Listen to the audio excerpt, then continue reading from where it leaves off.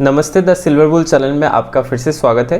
तो लास्ट दिन हम लोगों ने सिंगल जो कैंडल स्टिक्स है, जितने भी सिंगल कैंडल स्टिक्स थे सब कुछ खत्म कर लिया था। तो आज हम लोग डबल कैंडल स्टिक्स पढ़ना चालू करेंगे। सबसे पहले जो पढ़ेंगे वो है पियर्सिंग लाइन। ओके, तो चलिए देख लेते हैं कि पियर्सिंग लाइन एग्जैक्टली क्या है एंड इसको कौन सी साइकोलॉजी, कौन सी तरफ हम लोग ट्रीट कर सकते हैं। ओके, सो फर्स्ट जो कैंडल होगा ये एक बियरिश कैंडल होगा। ओके, एंड बियरिश कैंडल कैसा होगा? एक डायरेक्शनल कैंडल होगा, यानी कि ऑलमोस्ट मारुबुजू जैसा कैंडल होगा, लेकिन थोड़ा बहुत टेल रहेगा तो चलेगा, नहीं रहेगा तो भी चलेगा। लेकिन यहाँ पे जो है मारुबुजू में मैंने क्या बोला था, टेल छोटा होना चाहिए, थोड़ा सा ये लंबा हो इतना तो भी चलेगा। लेकिन मेन जो कंडीशन है वो क्या है कि इसका जो बॉडी है ये काफ़ी बड़ा होना चाहिए। टेल की कंपैरिजन में बॉडी जो ये काफ़ी बड़ा होना चाहिए। ठीक है, तो इसका मतलब क्या है कि मार्केट यहाँ पे ओपन हुआ था, थोड़ा सा ऊपर गया, थोड़ा सा ऊपर जाके ऐसे टहला, फिर ये नीचे आ गया, बहुत शार्प सेलिंग हुआ, फिर नीचे आया, यहाँ पे कहीं पे लो मारा, फिर थोड़ा सा ऊपर जाके यहाँ पे कहीं पे क्लोज हो गया। अगर इस कैंडल का अंदर वाला स्टोरी हम लोग समझने की कोशिश करेंगे तो ऐसा ही कुछ हुआ है इस कैंडल में। तो ये क्या हो गया? ये एक बियरिश कैंडल हो गया, जो कि खुद एक डायरेक्शनल कैंडल है। ठीक है, मतलब ये एक डिसिसिव कैंडल है, यहाँ पे बियर्स डोमिनेट कर रहे हैं, यहाँ पे कोई कंफ्यूजन की बात ही नहीं है।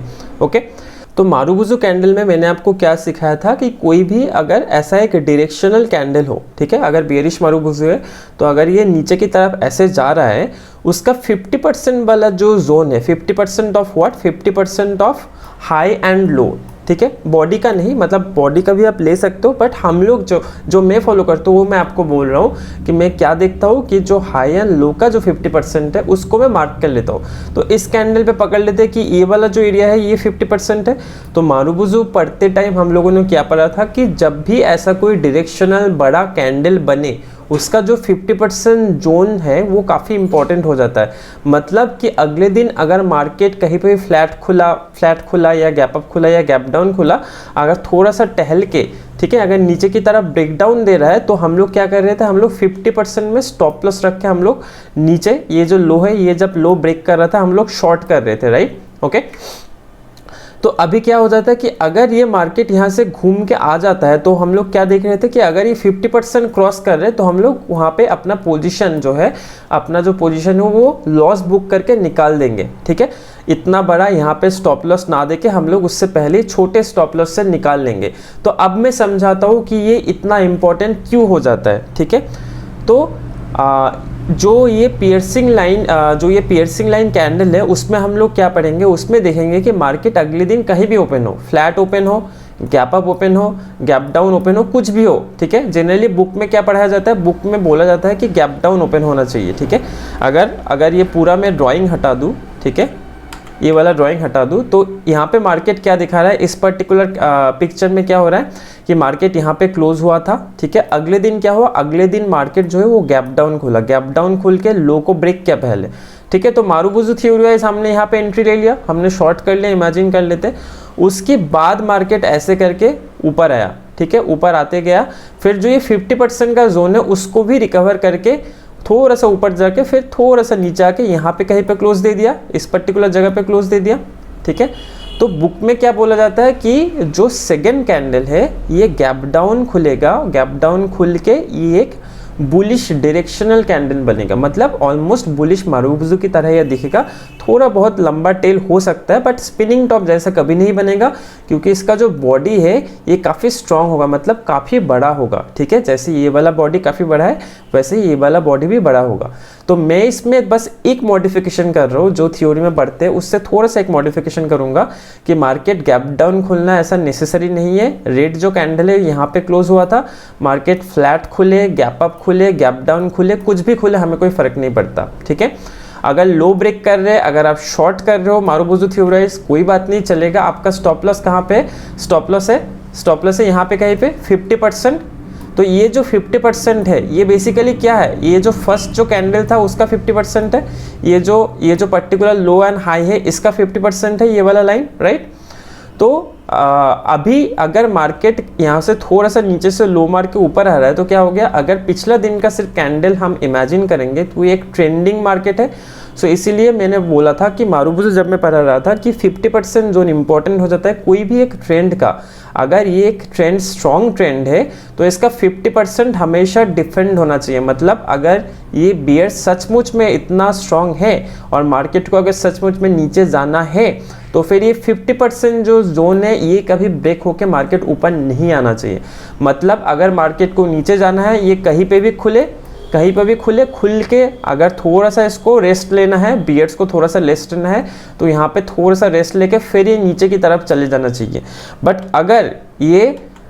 अगर ये कहीं भी खुल के फ्लैट हो या फिर गैप अप हो, गैप डाउन हो, कहीं भी खुल के अगर ये ऐसे करके आके ऊपर आके ये 50% के ऊपर जा रहा है तो फिर हम लोग यहाँ पे अपना लॉस बुक कर लेंगे। फिर क्या करेंगे, ये पर्टिकुलर जो कैंडलस्टिक हम पढ़ रहे हैं डुअल कैंडलस्टिक में, इसको बोला जाता है पियर्सिंग लाइन। इसमें क्या करना है, मार्केट अगर ये इसके 50% के ऊपर चला गया, ठीक है, 50% के ऊपर अगर क्लोज दे पाए, ठीक है, मतलब यहाँ पे अगर क्लोज, ये जो है ये 50% एरिया था ऑफ द फर्स्ट कैंडल, इसके ऊपर अगर क्लोज दे दे तो ही ये पियर्सिंग लाइन आप बोल सकते हो। लेकिन अगर ये ऊपर ब्रेक तो कर चुका है, हम लोगों ने मारुबुजू का स्टॉप लॉस तो निकाल दिया, अपना जो शॉर्ट पोजीशन था वो तो लॉस बुक करके निकाल दिया, लेकिन अगर मार्केट बाय चांस नीचे आके यहाँ पे कहीं पे क्लोज कर दे तो इसको आप पियर्सिंग लाइन नहीं बोलोगे। ठीक है, क्लियर है कि जो सेकेंड कैंडल है वो फर्स्ट कैंडल का जो हाई एंड लो का जो 50% है उसके अगर ऊपर क्लोज कर देता है तो वो पियर्सिंग लाइन आप बोल सकते हो। Clear, okay. तो इस पे बस अगर आप नोट बना रहे हो तो बस 3 पॉइंट आपको लिखना है। 3 पॉइंट काफ़ी इंपॉर्टेंट है कि जो फर्स्ट कैंडल होगा वो एक डायरेक्शनल बेयरिश कैंडल होगा, ऑलमोस्ट मारुबुजू की तरह हो सकता है, थोड़ा सा लंबा टेल होगा तो भी चलेगा, लेकिन बॉडी जो है काफ़ी बड़ा होगा। ठीक है, इसलिए इसको आप डायरेक्शनल बेयरिश कैंडल बोल सकते हो। सो फर्स्ट पॉइंट क्या हो गया, जो फर्स्ट कैंडल है वो एक बेयरिश डायरेक्शनल कैंडल होगा जिसका बॉडी काफ़ी बड़ा होगा। ठीक है, सेकेंड कंडीशन क्या हो जाता है, सेकेंड जो कैंडल है ये जो फर्स्ट कैंडल का जो यहाँ पे क्लोज हुआ था उसके यहाँ पे ये कंडीशन नहीं है, बेसिकली कहीं पे भी ओपन हो। तो जनरली थ्योरी पे लिखा जाता है कि ये गैप डाउन हो, बट मैं बोल रहा हूँ इसको फॉलो करने की जरूरत नहीं है। मार्केट कहीं भी ओपन हो, फ्लैट खुले यहीं पे, गैप अप खुले, गैप डाउन खुले, कोई फर्क नहीं पड़ता, कहीं भी खुल के अगर ये जो फर्स्ट कैंडल है इसके 50% के ऊपर क्लोज दे रहा है दूसरे दिन, ठीक है, मतलब ये वाला जो हिस्सा है ये नहीं होगा। ओके, तो फिर क्या हो जाएगा, ये वाला हिस्सा नहीं होगा।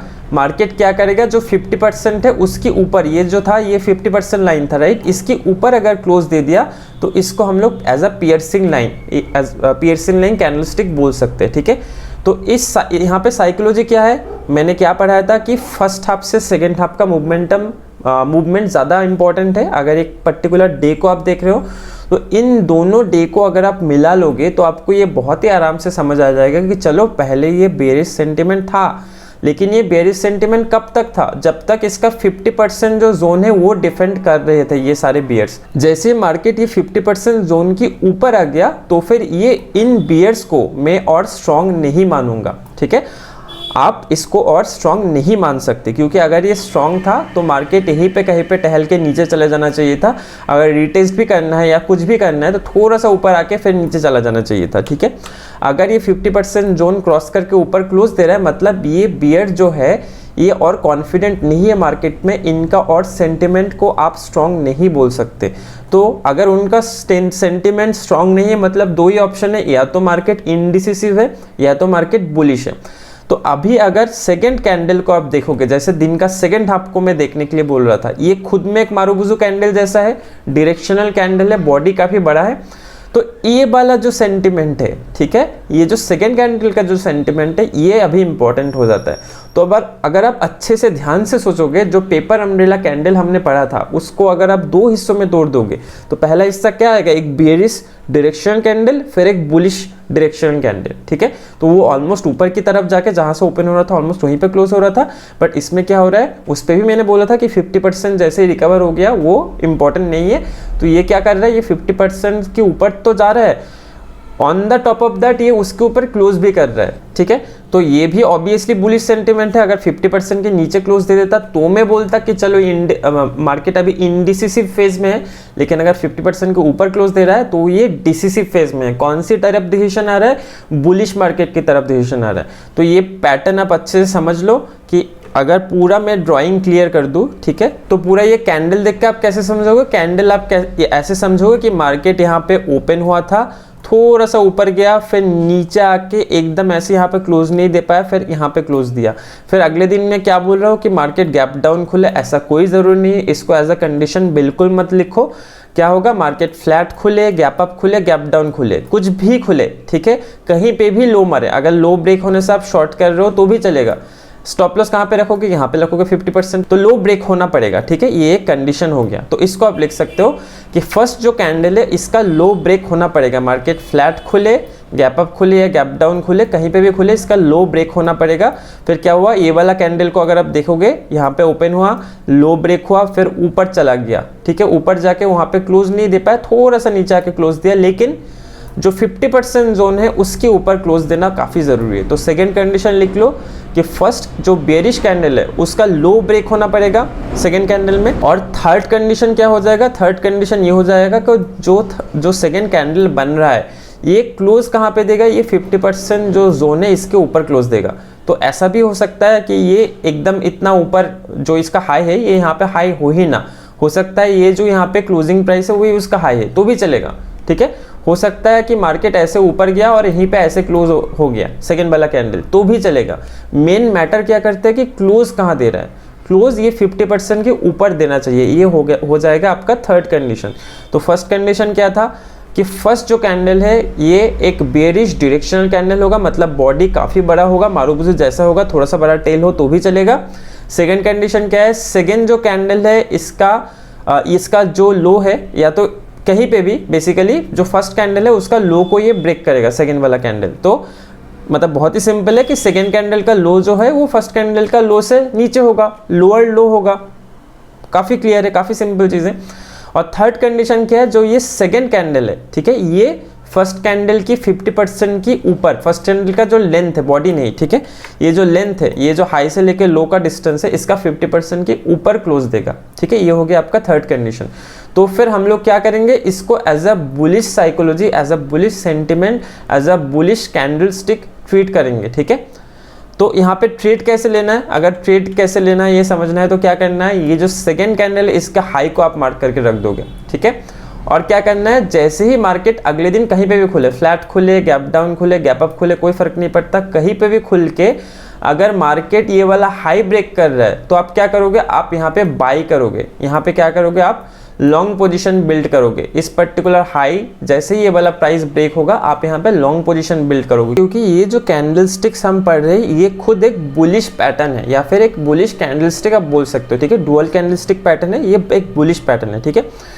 तो थ्योरी में क्या बोला जाता है, अगर आप इसके हाई ब्रेक होने पे बाय कर रहे हो तो इसके नीचे स्टॉप लॉस रखो।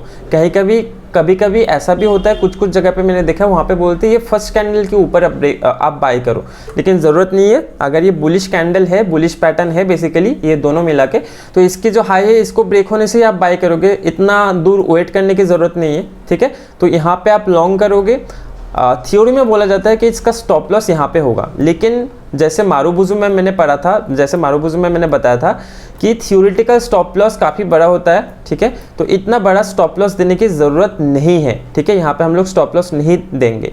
ये कैंडल 1% के ऊपर ही होगा अगर ये मारुबुजु है तो। डेली कैंडल्स अगर आप डेली चार्ट देख रहे हो तो यहाँ पे आप कहाँ पे स्टॉप लॉस रखोगे, ये सेकेंड कैंडल का जो 50% है, जैसे इस कैंडल का 50% इंपॉर्टेंट हो गया था वैसे ये वाला कैंडल का भी तो 50% इंपॉर्टेंट जोन है, राइट, क्योंकि ये जो बुलिश अभी तक ट्रेंड अगर आप समझ रहे हो ये बुलिश ट्रेंड है, तो ये कहाँ से आ रहा है, ये लो से ये हाई तक आया था ये बुलिश ट्रेंड, राइट। तो इसका 50% वाला जो जोन है ये भी आपके लिए काफ़ी इंपॉर्टेंट हो जाता है, राइट। तो आप क्या करोगे, आप इसका जो 50% वाला जोन है, इसका जो 50% वाला जोन है यहाँ पे आप स्टॉप लॉस रख दोगे, ठीक है। तो इतना बड़ा स्टॉप लॉस देने की ज़रूरत नहीं है। अगर मार्केट ऊपर गया फिर नीचे आ रहा है, यहाँ पे कुछ भी करे आपको कोई फ़र्क नहीं पड़ता, आपको डराए कितना भी डराए आपको निकल नहीं जाना है, ठीक है। अगर मार्केट ये 50% को डिफेंड करता है तो आप ट्रेड में रहोगे, और फिर रिस्क रिवार्ड कितना फॉलो करोगे वो आपके बैक टेस्ट के ऊपर डिपेंड करता है, आप जो भी इंस्ट्रूमेंट में ट्रेड कर रहे हो, ठीक है। बट एटलीस्ट 1:3 आपको मिनिमम रिस्क रिवार्ड फॉलो करना चाहिए, ठीक है। तो एटलीस्ट आपको मिनिमम 1:3 रिस्क रिवार्ड फॉलो करना चाहिए। बाकी आपके बैक टेस्ट के ऊपर डिपेंड करता है, आप जिस इंस्ट्रूमेंट में ट्रेड करना चाह रहे हो वहाँ पे कैसा आपको रिजल्ट मिल रहा है, कितना सक्सेस मिल रहा है, कौन से रिस्क रिवार्ड पे ज़्यादा आपको लॉन्ग रन में बेनिफिट ज़्यादा मिल रहा है, वो आपको खुद देखना पड़ेगा बैक टेस्ट कर। बट अगर आप मुझसे पूछोगे तो एटलीस्ट 1:3 के ऊपर ही रिस्क रिवार्ड हमेशा रखना चाहिए। ओके, एटलीस्ट अगर आप ट्रेंडिंग मार्केट ट्रेड कर रहे हो तो, अगर आप साइडवेज ट्रेड कर रहे हो उसमें 1:1 1:2 में भी चल जाता है, क्योंकि उसमें सक्सेस के चांसेस बढ़ जाता है। स्पेशली अगर आप ऑप्शन सेलिंग कर रहे हो तो ये ऑप्शन जब मैं आएगा तब मैं समझाऊंगा, और उसके बाद साइकोलॉजी जो पार्ट आएगा उसमें भी मैं ये सारे पॉइंट्स को बहुत ही डेप्थ में बहुत ही अच्छे से एक्सप्लेन करूंगा। बट अभी कैंडल स्टिक्स पर रहे तो उस पर फोकस करते हैं, ठीक है। तो यहाँ पे जैसे ये हाई ब्रेक होगा, लो पे स्टॉप लॉस नहीं रखना है, इसका बीच में जो 50% है 50% में स्टॉप लॉस रख के हम लोग लॉन्ग पोजीशन बिल्ड करेंगे। यहाँ पे क्या करेंगे, यहाँ पे लॉन्ग करेंगे या तो बाई करेंगे, ठीक है। और stop loss 50% of the second candle, not the first candle. यहाँ पे नहीं रखना है स्टॉप लॉस, आपको कहाँ रखना है, सेकेंड कैंडल का जो 50% है वहाँ पे स्टॉप लॉस रखना है। क्यों? क्योंकि ये खुद एक ट्रेंडिंग मार्केट है, राइट। ये अगर कैंडल को अगर आप देखोगे तो ऐसे ही होके मार्केट क्लोज हुआ है, राइट। पूरा अगर मैं क्लीन कर देता हूँ, ठीक है। तो ये जो खुद एक कैंडल है, ये क्या हुआ है, यहाँ से ओपन होके मार्केट नीचे गया था, फिर यहाँ से ऐसे करके ये ऊपर जाने लगा। ऊपर जाते जाते कहीं पे यहाँ पे जाके फिर पकड़ लो कि ड्राइंग पे ज़्यादा फोकस मत करो, जो साइकोलॉजी है उसको समझने की कोशिश करो। मार्केट कहीं पे यहाँ पे कहीं पे क्लोज हो गया है, तो ये जो खुद एक ट्रेंड है, इसका 50% जोन भी तो इंपॉर्टेंट हो जाता है, राइट। तो क्या करना है, हमें सेकंड कैंडल का 50% पे स्टॉप लॉस रख के ट्रेड करना है। अगर ये नीचे आके ये हाई ब्रेक दे दिया, सपोज कर लो ये हाई ब्रेक हो गया, फिर नीचे आके स्टॉप लॉस हिट हुआ, फिर ऊपर जा रहा है, तो ये जब हाई ब्रेक होगा आप फिर से ट्रेड लो। लेकिन अगर ये यहाँ से मार्केट अगर बोल रहा है कि ये बुल्स उतना कॉन्फिडेंट नहीं है, 50% ब्रेक हो रहा है और फिर ये नीचे आ रहा है, तो फिर इतना बड़ा स्टॉप लॉस गंवाने का कोई मतलब नहीं है। आपका आधा स्टॉप लॉस बच जाएगा, प्लस आपको नीचे की तरफ ट्रेड भी मिल सकता है, कोई दूसरा या तीसरा स्ट्रैटेजी के वाइज, वो बाद में देखेंगे, ठीक है। तो अभी के लिए इतना याद रखो कि ये 50% पे ही स्टॉप लॉस रखना है, और ये मारूबुजू के साथ आपको मैच भी करता है, कॉन्ट्रडिक्ट नहीं करना है। ज़्यादा खुद को कॉन्ट्रडिक्ट करोगे तो खुद फंस जाओगे कि अरे ये ए स्ट्रैटेजी में यहाँ पे बाइंग था, यहाँ पे स्टॉप लॉस था, बी स्ट्रैटेजी में यहाँ पे सेलिंग आ रहा है, कोई दूसरी जगह स्टॉप लॉस आ रहा है। इन सारे कन्फ्यूजन में पड़ोगे तो आप ट्रेड नहीं ले पाओगे कॉन्फिडेंटली। आपको कॉन्फिडेंटली ट्रेड करना और अपने सिस्टम के ऊपर स्टिक रहना बहुत ज़्यादा ज़रूरी है, ठीक है। तो ये मारूबुजू की एज द मारूबुजू थ्योरी, इसमें 50% में ही आप स्टॉप लॉस रख के ट्रेड कर सकते हो, ओके। तो ये हो गया आपका पियर्सिंग लाइन पैटर्न। अभी चार्ट में इसको अच्छे से देख लेते हैं, ढूंढने की कोशिश करते हैं कहाँ पे बना था एंड कितना रिस्क रिवार्ड वहाँ पे दिया है, ओके।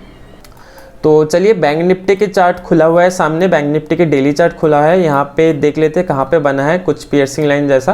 तो पियर्सिंग लाइन कैसे ढूंढोगे आप, जो फर्स्ट कैंडल होगा वो रेड होगा, जो सेकंड कैंडल होगा उसका जो लो होगा वो फर्स्ट कैंडल के नीचे जाना चाहिए, ठीक है। तो चलिए देख लेते हैं, बैंक निफ्टी का चार्ट खुला हुआ है सामने, उसका डेली चार्ट खुला है, यहाँ पे कहाँ पे हमें मिलता है पियर्सिंग लाइन। तो फर्स्ट कंडीशन क्या है, फर्स्ट कंडीशन है कि फर्स्ट जो कैंडल होगा वो एक रेड डायरेक्शनल कैंडल होगा, मतलब बॉडी काफ़ी बड़ा होगा, यहाँ पे ये लग रहा है। लेकिन सेकंड जो कैंडल है उसका लो, सेकंड कंडीशन क्या था, सेकंड कैंडल का लो फर्स्ट कैंडल का लो को ब्रेक करना चाहिए, तो इसने ब्रेक नहीं किया है तो इसको छोड़ दो। यहाँ पे एक दिख रहा है पेयर, दो स्ट्रॉन्ग कैंडल दिख रहा है एक के बाद एक, तो इसको पकड़ सकते हैं क्या, नहीं इसको नहीं पकड़ सकते क्योंकि एनगल्फिंग पैटर्न है जो अगले वीडियो में मैं पढ़ाऊंगा। तो यहाँ पे आप एक और कंडीशन ऐड कर सकते हो, ये मैं एक्सप्लेन करने टाइम बोलना भूल गया। जो सेकंड कैंडल का हाई है, सेकंड कैंडल का जो लो है वो तो फर्स्ट कैंडल का लो को नीचे ब्रेक करेगा ही, लेकिन जो सेकंड कैंडल का हाई है वो फर्स्ट कैंडल का हाई के ऊपर नहीं जाना चाहिए। अगर हाई के ऊपर चला गया तो बेसिकली एनगल्फिंग पैटर्न हो जाएगा, ठीक है। वो मैं अलग से पढ़ाऊंगा कुछ ही दिनों में। तो ये कंडीशन ऐड कर सकते हो कि सेकंड कैंडल का जो हाई है वो फर्स्ट कैंडल की हाई के नीचे क्लोज होना चाहिए, ठीक है, मतलब नीचे रहना चाहिए बेसिकली, क्योंकि अगर वो ओवरकम कर गया तो वो एनगल्फिंग में जा सकता है, प्रोबेबिलिटी है कि वो एनगल्फिंग पैटर्न भी हो सकता है, ठीक है। तो ये भी, इसको भी नहीं पकड़ सकते। तो ये हो गया आपका एक पियर्सिंग लाइन। ये क्यों पियर्सिंग लाइन है, जो फर्स्ट कैंडल है, ठीक है, 13 मई 2022, इसका जो डेली कैंडल है ये खुद एक मारूबुजू बेयरिश कैंडल है, ठीक है। फिर क्या हुआ, अगले दिन मार्केट थोड़ा सा गैप अप खुला, गैप अप खुल के क्या हुआ, पहले लो ब्रेक किया, इसका लो कितना था 33,007, इसका लो कितना है 33,001, तो लो ब्रेक कर दिया। और क्या था थर्ड कंडीशन, इसका जो क्लोजिंग है, इसका क्लोजिंग फर्स्ट कैंडल का 50% के ऊपर होना चाहिए। ये आंखों से देखने से ये पता चल रहा है, अगर आप टूल से भी ड्रॉ करोगे तो यहाँ पे देख लो, यहाँ पे ये ऑलमोस्ट 996 पॉइंट का कैंडल है, ठीक है, या फिर 3% का कैंडल है, तो इसका आधा कितना होगा 1.5% के आसपास कुछ होगा, ठीक है। तो ये 1.55 मतलब ये भी चलेगा, तो इसके ऊपर ही क्लोज हुआ है ग्रीन कैंडल, तो ये एक परफेक्ट क्या है, एक पियर्सिंग लाइन पैटर्न है। तो इसमें ज़्यादा मार्केट लेकिन ऊपर मूव नहीं किया है, एक बार देख लेते हैं कितना हुआ। तो इसमें अगर यहाँ पे आप ट्रेड लोगे, आप यहाँ पे अगर स्टॉप लॉस, हाँ तो इस केस में एक चीज़ याद रखना, ये मैंने बताया था 50% ये बोल के कि ये एक मारूबुजू होगा, ठीक है। तो अभी देख लो यहाँ पे स्टॉप लॉस 2% आ रहा है, अगर कोई केस में आपको दिखे स्टॉप लॉस 1% के नीचे आ रहा है तो आप थ्योरेटिकल स्टॉप लॉस यूज़ कर सकते हो, बट ऐसा होने के चांसेस काफ़ी कम है क्योंकि इतना बड़ा कैंडल को ओवरकम करेगा, बट 50% ही ओवरकम कर रहा है। तो ये अगर 1% है तो दूसरा कैंडल 0.6% भी होगा तो भी चल जाएगा। तो अगर 1% से नीचे है ग्रीन, मतलब सेकेंड कैंडल का हाई लो का डिफरेंस 1% से नीचे है, तो आप वो वाला पूरा कैंडल का मतलब लो पे आप स्टॉप लॉस रख सकते हो, ठीक है। लेकिन अगर उससे ज़्यादा है तो यहाँ पे देखो 800 पॉइंट के आसपास है, तो कहाँ पे स्टॉप लॉस रखेंगे 400 पॉइंट के आसपास, ऑलमोस्ट यहाँ पे पकड़ लेते। तो कितना मूव किया, इतना तक ही मूव किया, फिर उसके बाद नीचे चला गया, तो 1:2 का कुछ मूवमेंट दिया, लेकिन ये गैप डाउन खुल के गया था, ठीक है। तो आप ट्रेलिंग पे भी निकाल नहीं पाओगे, आपका डायरेक्ट यहाँ पे खुल के स्टॉप लॉस हिट होने का चांसेस ज़्यादा है, ठीक है। लेकिन 1:2 मूव किया, ये एक एग्जाम्पल है, ठीक है। तो और ढूंढते हैं कुछ एग्जाम्पल मिल जाए। तो ये वाला कैंडल को अगर आप देखोगे तो ये मारूबुजू तो नहीं लग रहा है, राइट, लेकिन अगर इसका बॉडी आप देखोगे, बॉडी जो है ये 1% से काफ़ी बड़ा है। ओपनिंग कहाँ पे हुआ था 278, क्लोजिंग कहाँ पे हुआ क्लोजिंग हुआ 871, मतलब ऑलमोस्ट 400 पॉइंट के आसपास है। और 1% मतलब क्या 320-330 होता तो भी चल जाता। तो इसका बॉडी काफ़ी बड़ा है, ठीक है, लेकिन ये वोलेटिलिटी की वजह से ये स्पिनिंग टॉप जैसा आपको लग सकता है, ठीक है, लेकिन इसका बॉडी काफ़ी बड़ा है तो इसको आप यूज़ कर सकते हो। सेकंड कैंडल क्या हुआ, सेकंड कैंडल तो फर्स्ट कंडीशन सेटिस्फाई हो गया, मारूबुजू जैसा तो नहीं है, स्पिनिंग टॉप है, लेकिन इसका बॉडी काफ़ी बड़ा है, 1% से ऊपर इसका बॉडी है। तो आप पियर्सिंग लाइन में ये आप लिख सकते हो कि ऐसा कहीं पे मिलेगा तो भी आप बुलिश ट्रेड ले सकते हो, क्योंकि इसमें क्या हो रहा है, मार्केट बहुत शार्प से नीचे आ रहा था और ये अचानक यहाँ से टर्न ले रहा है, ठीक है। तो यहाँ पे क्या हुआ, सेकंड कैंडल जो ये ओपन हुआ गैप डाउन खुल के, तो ये कंडीशन में नहीं है हमारा, लेकिन फिर भी गैप डाउन खुला, just to let you just to help you understand यहाँ पे एग्जैक्टली क्या हो रहा है। मार्केट यहाँ पे क्लोज हो रहा था, राइट, फिर मार्केट नीचे यहाँ पे खुला, फिर जो ये लो है इसको ब्रेक किया नीचे, तो सेकंड कंडीशन सेटिस्फाई हो गया। फिर क्या हुआ, इसका जो 50% है, ये आपको दिख के ही समझ आ रहा है कि इसका 50% कहाँ, यहाँ पे कहीं पे होगा, उसके ऊपर क्लोज दिया, तो ये हो गया आपका पियर्सिंग लाइन पैटर्न। तो इसमें लॉन्ग पोजीशन बिल्ड करके देखते हैं कितना प्रॉफिट दिया है। तो पहले देख लेते हैं यहाँ पे कितना होता, 3.24%, 1077। तो कहाँ पे स्टॉप लॉस रखेंगे, 540 पे रख देंगे, ऑलमोस्ट एवरेज, मतलब जब आप प्रैक्टिकली ट्रेड करोगे तो आपको अच्छे समझ के रखना पड़ेगा। अभी एग्जाम्पल दिखाने के लिए मैं एक अनुमानिक तौर पे एक रख रहा हूँ, ठीक है। तो यहाँ पे स्टॉप लॉस रखोगे तो ये मैक्सिमम कितना प्रॉफिट दे सकता था, 1:10। तो काफ़ी कम एग्जाम्पल मिल रहा है डेली चार्ट पे, बट 2 एग्जाम्पल मिला, एक में स्टॉप लॉस हिट हुआ 1:2 के बाद, दूसरे में 1:10 मूव किया, और मार्केट देखो जहाँ से एंट्री दिया है ना, बिल्कुल एकदम ऐसे वी टर्न लिया है, फिर डब्ल्यू पैटर्न बना है, यहाँ पे भी डब्ल्यू पैटर्न बना है डेली चार्ट पे, जब मैं पढ़ाऊंगा तब आपको समझ आएगा डब्ल्यू पैटर्न क्या होता है। तो पहले इसने एंट्री दिया, उसके बाद डब्ल्यू पैटर्न ने एंट्री दिया कहीं पे, ठीक है, फिर डब्ल्यू पैटर्न ने जितना प्रॉफिट दिया उससे इसलिए ज़्यादा प्रॉफिट दिया ये। तो ये हो गया एक पियर्सिंग लाइन का एक परफेक्ट एग्जाम्पल।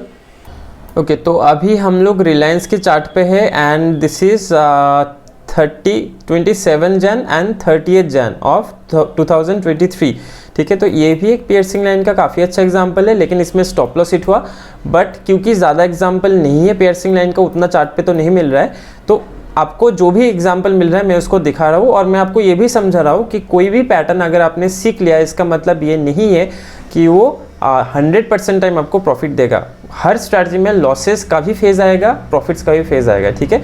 तो आपको दोनों को साथ में लेके चलना है, बड़े रिस्क रिवॉर्ड के साथ, तभी जाके आप लॉन्ग रन में प्रॉफिटेबल बन सकते हो। आपको वर्ल्ड में कोई ऐसा लॉन्ग रन में प्रॉफिटेबल ट्रेडर नहीं दिखेगा जिसने कभी लाइफ में लॉस नहीं बुक किया हो, ठीक है। मतलब बहुत सारे लॉस हिट होता है, ठीक है, ऐसा नहीं हो सकता कि लॉस हिट ही नहीं होता है, ठीक है। तो वो मतलब he will be a godly person, right, जो कि पॉसिबल नहीं है, क्योंकि मैं खुद बोलते रहता हूँ, ये मैं अपने स्टूडेंट्स को बोलते रहता हूँ कि गॉड खुद भी आके अगर ट्रेड करते तो वो भी स्टॉप लॉस के साथ ही ट्रेड करते। बिना स्टॉप लॉस के ट्रेड के साथ ट्रेड करना मतलब गैम्बलिंग, यानी गैम्बलिंग मतलब आप बोल सकते हो अगर आप बहुत ज़्यादा स्पिरिचुअल हो कि वो अधर्म हो गया, ठीक है। तो आप बिना स्टॉप लॉस के साथ बिल्कुल ट्रेड मत करो, फिर वो गैम्बलिंग बन जाएगा। तो ये पहले मैं समझाया, तो ये काफ़ी सिंपल है। देखो यहाँ पे आराम से 1% के ऊपर कैंडल क्रिएट हुआ है, आपको देखने से ही समझ आ रहा है। फिर क्या हुआ, सेकंड कैंडल जो है फर्स्ट कैंडल का लो का नीचे ब्रेक किया। फिर उसके बाद क्या हुआ, 50% के ऊपर क्लोज दिया, वो भी आपको देखने से समझ आ रहा है, ठीक है। तो क्या करेंगे, इसका जो हाई है वहाँ पे हम लोग एंट्री लेंगे। स्टॉप लॉस कहाँ पे रखेंगे, ये बहुत लंबा स्टॉप लॉस आ रहा है 64 पॉइंट का रिलायंस के हिसाब से, तो 32 पॉइंट का एसएल रख दोगे आप तो भी चलेगा। तो यहाँ पे आप एंट्री लोगे, ठीक है। और यहाँ पे अगर आप एंट्री लोगे तो आपका बिल्कुल भी ज़्यादा प्रॉफिट नहीं आया है, इतना सही, मतलब बिल्कुल भी मूवमेंट नहीं हुआ है, ठीक है। तो इसमें आपका स्टॉप लॉस हिट होगा, लेकिन ये एक परफेक्ट एग्जाम्पल है पियर्सिंग लाइन का। तो अब तक जितना देखा, एक में 1:10 का प्रॉफिट मिला, बाकी दोनों में ही स्टॉप लॉस हिट हुआ है, अगर 1:3 मिनिमम हम लोग चेस कर रहे हैं तो। सो अभी हम लोग HDFC बैंक के चार्ट में है, ठीक है। और HDFC बैंक के चार्ट में कहाँ पे है, 10 जनवरी पे है, ठीक है। 10 जनवरी पे देखो ये काफ़ी बड़ा एक बेरिश मारुगुजो कैंडल है। सेकंड जो कैंडल है ये फर्स्ट कैंडल के नीचे मतलब लो को ब्रेक किया इसने, फिर उसके बाद कहाँ पे क्लोज दिया, आराम से 50% के ऊपर क्लोज दिया और हाई भी ब्रेक नहीं किया है। तो ये आराम से आप समझ सकते हो, अब तक तो आप समझ ही गए होंगे कि हाँ ये पियर्सिंग लाइन पैटर्न है। तो यहाँ पे आप लोग बुलिश ट्रेड लोगे, कहाँ पे लोगे, यहाँ पे लोगे। लग रहा है इसका मतलब थ्योरेटिकल स्टॉप लॉस तो हिट नहीं हुआ, देख लेते हैं कि इसका हम लोगों के हिसाब से स्टॉप लॉस हिट हुआ है कि नहीं। 38 मतलब 19 पॉइंट का एसएल रखोगे तो भी चलेगा। तो थोड़ा सा मतलब बस थोड़ी सी मार्जिन से एसएल हिट हुआ, ठीक है। तो थ्योरेटिकल स्टॉप लॉस काम कर रहा है, लेकिन हम लोग क्योंकि मॉडिफाई कर रहे हैं उस हिसाब से ये स्टॉप लॉस काम नहीं किया। थोड़ा सा बच जाता तो 1:5 हो जाता, बट ठीक है ये स्टॉप लॉस है, ठीक है। तो ये हो गया आपका तीसरा एग्जाम्पल। तो बाकी आप खुद चार्ट पे और अच्छे से ढूंढ लो, टाइम स्पेंड करो। आप जितना ज़्यादा टाइम स्पेंड करोगे उतना आप अच्छे से चीज़ों को समझोगे, क्योंकि आप ये चीज़ ढूंढने के चक्कर में बहुत सारे तरीके की पैटर्न देखोगे, बहुत सारे तरीके के ब्रेकआउट्स देखोगे।